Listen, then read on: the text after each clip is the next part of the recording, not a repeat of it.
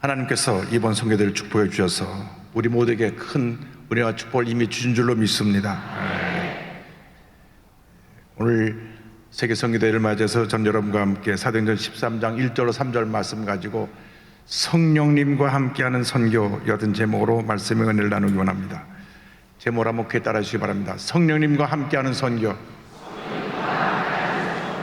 성령님과 함께하는 선교.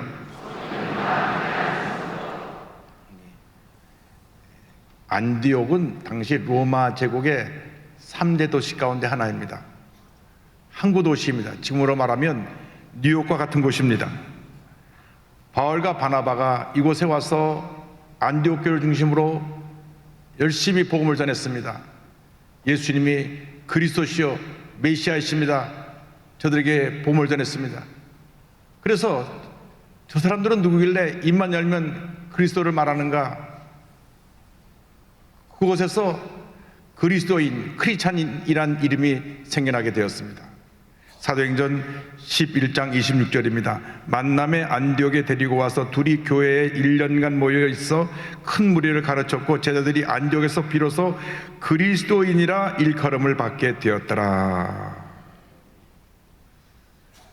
우리나라 처음에 복음이 증거되고 난 후에 예수 믿고 나서 누군지 만나기만 하면 예수 믿으세요, 예수 믿으세요 해서 예수쟁이란 이름이 붙은 것처럼 그리스도인이라는 이름이 붙게 되어서 크리스찬이라는 이름이 안디옥에서 탄생된 것입니다. 이 안디옥에 교회가 세워졌는데 역사학자는 말하기를 약 2000년 전에 그 교회 교세 규모는 약 10만 명쯤 되었다. 그러니까 오늘날 100만 명 모인 교회와 같은 그런 교세를 갖고 있는 교회가 안디옥 교회였습니다. 이 안디옥 교회에서 세계 최초로 선교사를 파송합니다. 안디옥 교회가 복음 전한 이 귀한 역사가 오늘날 전 세계를 뒤덮는 놀라운 역사를 이루게 된 것입니다. 안디옥 교회는 하나님이 기뻐하신 교회였습니다. 하나님의 사명을 잘 감당한 교회였습니다.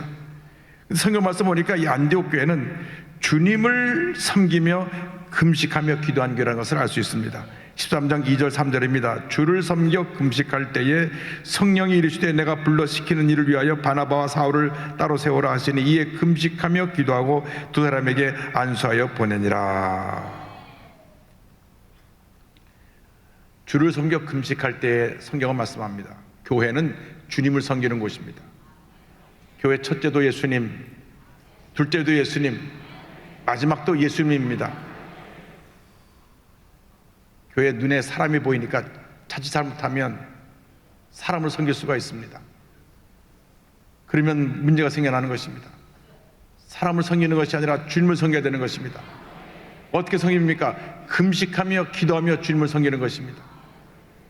교회가 주님을 섬기지 아니하고 사람을 섬기고 기도하지 아니하고 모여서 회의만 하면 교회에 큰 문제 어려움이 생겨납니다.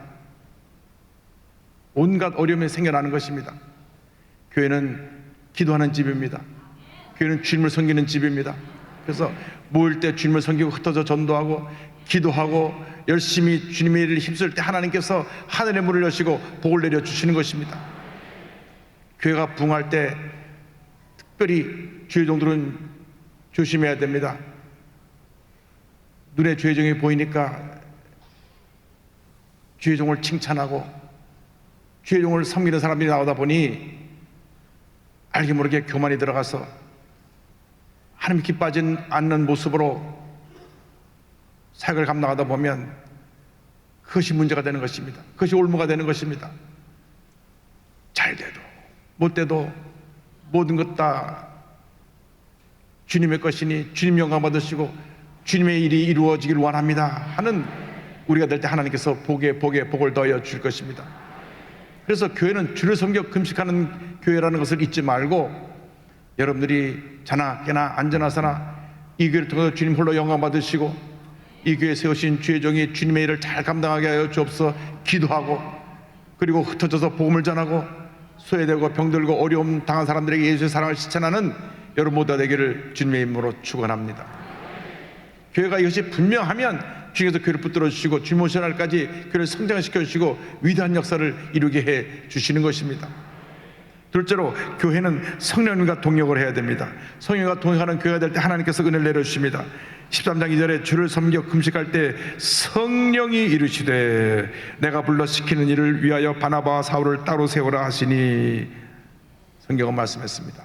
안디옥 교회는 사람의 음성을 듣지 않고 성령의 음성을 들었습니다. 성령이 하나님의 음성을 들으실 때 그 말씀을 듣고 순종하여 놀라운 하나님의 역사를 이루게 된 것입니다. 태초에 하나님의 천지를 창조하실 때 땅이 깊고 흑암이 곤란할 혼돈 속에 있을 때 성령께서 운행하셨습니다. 창세기 1장 2절입니다. 땅이 혼돈하고 공허하며 흑암이 깊음 위에 있고 하나님의 영은 수면 위에 운행하시니라. 그렇습니다.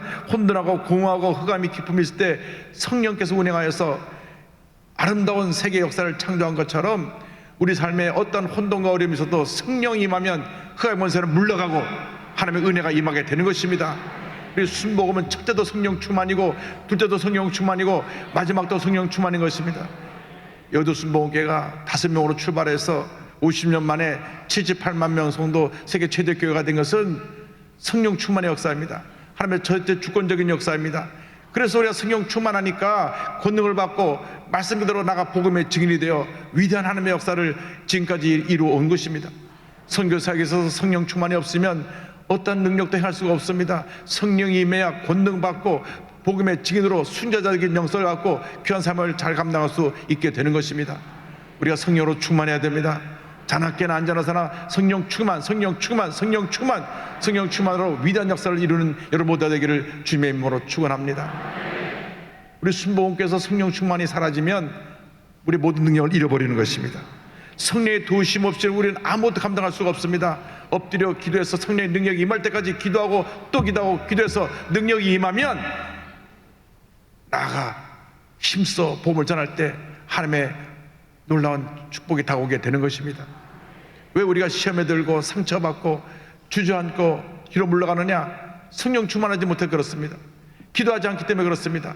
기도와 성령 충만은 떼어놓을 수가 없습니다. 우리가 말씀을 붙잡고 기도하면 성령 충만이 임하게 되는 것입니다. 그래서 우리 모두가 성령 충만 받아서 귀한 삶을 잘 감당하는 우리 모두가 되어야 할 것입니다. 셋째로, 이 안디옥 교회는 선교하는 교회였습니다. 13장 3절에 이에 금식하며 기도하고 두 사람에게 안수하여 보내니라. 금식하며 기도하고 안수해서 바울과 바나바를 세계 최초의 선교사로 파송을 합니다. 그런데 이 두 사람이 온 소아시아, 지금으로 하면 터키 지역을 중심으로 복음을 전해서 가는 곳마다 교회를 세우고 2차 선교여행 때는 사도 바울이 성의 음성을 듣고 마게도니아 사람의 환상을 보고 유럽으로 건너가서 온 유럽을 복음화했습니다. 그래서 유럽에 그리스도의 복음이 들어가고 나서 모든 나라가 하나님의 큰 축복받고 나라가 번영하게 되었습니다. 이 복음의 역사가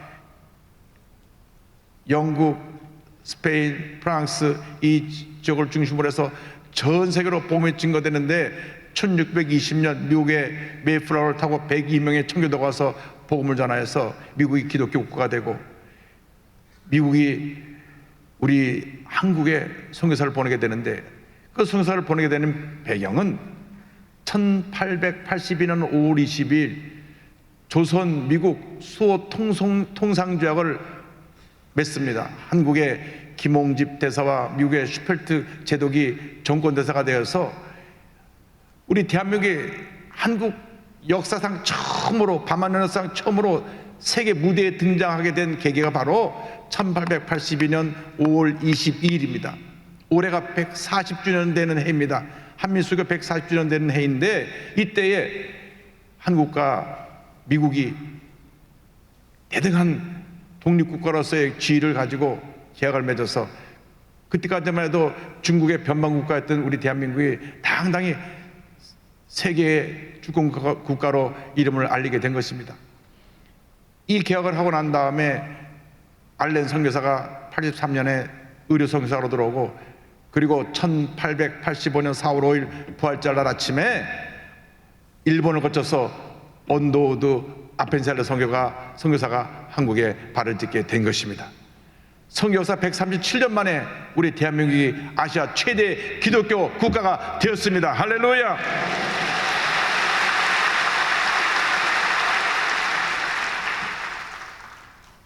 기독교 복음이 들어오고 난 다음 우리 한국 개화기에 기독교가 절대적인 영향력을 미쳤습니다.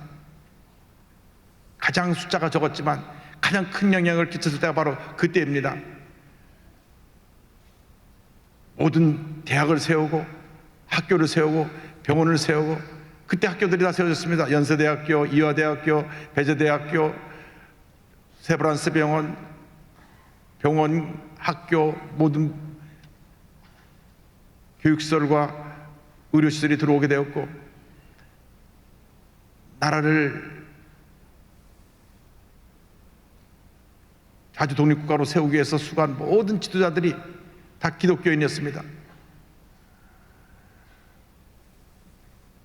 우리 남북이 통일됐으면 그 당시 통일됐다면 대통령이 되고도 남았을 조만식 선생님, 북한에서 잡혀있다 돌아가셨죠.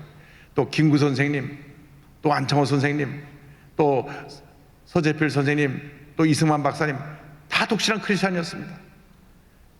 다 주님의 음성을 듣고 이 대한민국을 바로 세운 일에 그의 생애를 바쳐 헌신한 분들입니다. 그 놀라운 능력으로 우리가 일제 35년을 잘 견뎌내서 승리하고 1948년 8월 15일 우리가 대한민국 정부를 수립해서 첫 국회가 열릴 때에 우리나라 국회가 기도로 시작됐습니다. 기도로 시작한 것이 우리나라 대한민국 국회입니다. 지금 우리 옆에 큰 집이 좀 잘 못하고 있지만 하나님 아버지 기도로 세워진 국회의원이 하나님 다시 세워진 그 정신에 따라서 우리 대한민국 국회의원들이 바르게 정치하게 하여 주옵소서. 우린 기도해야 될 것입니다. 그런데 최근에 제가 그 자료를 찾아보니까 좀 충격적인 자료인데요, 미국 고든 코넬 테올로지컬 세미나리라고 매사추세츠에 있는 최고의 명문 신학교인데, 여기서 조사를 해서 발표해 보니까 선교사를 제일 많이 파송한 나라가 미국입니다. 12만 7천 명. 근데 그 다음 2위가 한국이 아니에요. 브라질이 3만 4천 명, 프랑스가 2만 1천 명, 스페인이 2만 1천 명, 한국이 2만 명, 이태리가 2만 명, 영국이 1만 5천 명, 독일이 1만 4천 명, 인도가 1만 명, 캐나다가 8,500명 이렇게 나와 있습니다. 그래서 우리가 늘 미국이 5만 명, 우리가 2만 명 이렇게 세계 2위라 그랬는데, 아마 이 숫자는 그 평신도 선교사, 자비랑 선교사까지 다 포함한 숫자인 줄 압니다. 미국의 유스 위도 미션이라고 하는 그 단체 한 단체에서만 선교사 2만 명을 보냈으니까요. 그러니까 이 숫자를 다 합치면 역시 미국입니다. 12만 7천 명입니다. 그래서 저는 오늘 선교대회를 맞아서 우리 대한민국에 있는 5만 명은 선교사를 보내야 되겠다. 할렐루야.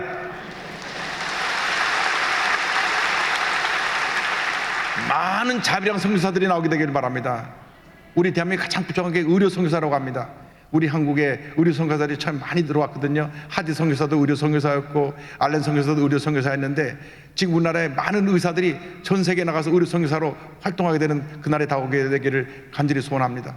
그래서 지금 2만 8천 명이라고 마지막 통계가 나와 있는데, 2만 8천 명이 5만 명이 되면 우리 대한민국이 당당하게 세계 경제대국 5위 국가로 그 놀라운 능력을 나타내게 되고 하나님의 백격에 쓰임받는 대한민국이 될 줄로 믿습니다. 할렐루야.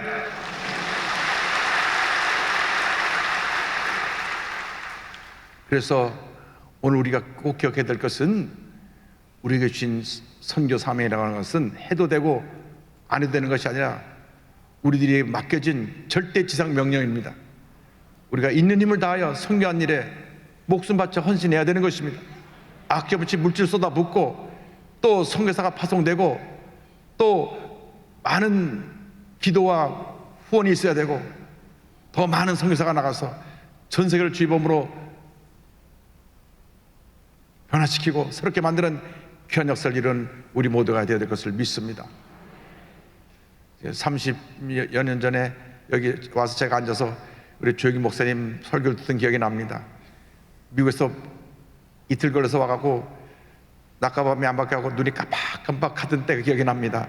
아마 그렇게 피곤하시겠죠, 미국에서 오신 분들. 그래서 설교를 짧게 할 겁니다. 그래서 여러분 모두가 오늘 말씀 그대로 성령 충만 받아서 하나님의 귀한 사명을 잘 감당하시고 하나님의 귀한 소를 이루는 주님의 종들이 다 되실 것을 간곡히 부탁드립니다. 하나님 우리 함께 하십니다. 우리 교회 함께 하십니다. 우리 선교사님들과 함께 하십니다. 모든 영광을 하나님께 올려드립니다. 할렐루야.